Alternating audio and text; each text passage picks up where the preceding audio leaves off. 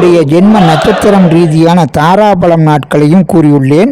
அதேபோல் ஜென்ம ராசி ரீதியாக சந்திராபலம் நாட்களில் இணைந்து நடக்கும் தாராபலம் நாட்களை அரிதாக கணித்து கூறியுள்ளேன். இந்த வாரத்தில் வீடு, வாகனம், நிலபுலன்கள், முக்கியமாக திருமண காரியங்கள் இனிதே நிறைவேறும். அதேபோல் கலைத்துறையில் உள்ளவர்களும், அழகுத்துறையில் உள்ளவர்களும், உணவுத்துறையில் உள்ளவர்களுக்கும் கூடுதலான நற்பலன்கள் கிடைத்திடும். பங்கு சந்தை, யோக வணிகங்கள் மூலம் செயல்படுவோர்களுக்கு உறுதியான மேன்மையான பலன்கள் இந்த வாரத்தில் கிடைத்திடும்.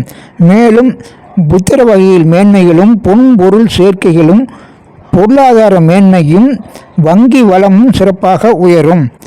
எனவே இந்த சுப முகூர்த்த நாட்களை நீங்கள் திருமணம் போன்ற முகூர்த்த நாட்களுக்கும் பயன்படுத்தி கொள்ளலாம்.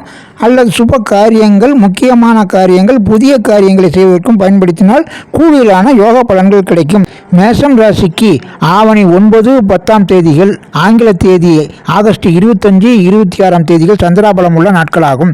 இதில் தாராபலமும் இணைந்து நடக்கும் நட்சத்திரங்கள் அஸ்வினி, கிருத்திகை நட்சத்திரக்காரர்களுக்கு ஆவணி 10ஆம் தேதி, ஆங்கில தேதி ஆகஸ்ட் 26ஆம் தேதியும், பரணி நட்சத்திரக்காரர்களுக்கு ஆவணி 9, ஆங்கில தேதி ஆகஸ்ட் 25ஆம் தேதியும் சுப முகூர்த்த நாட்களாகும். சுப யோக பலன்கள் மற்றும் நன்மையான பலன்கள் நடக்கும் நாட்களாகும்.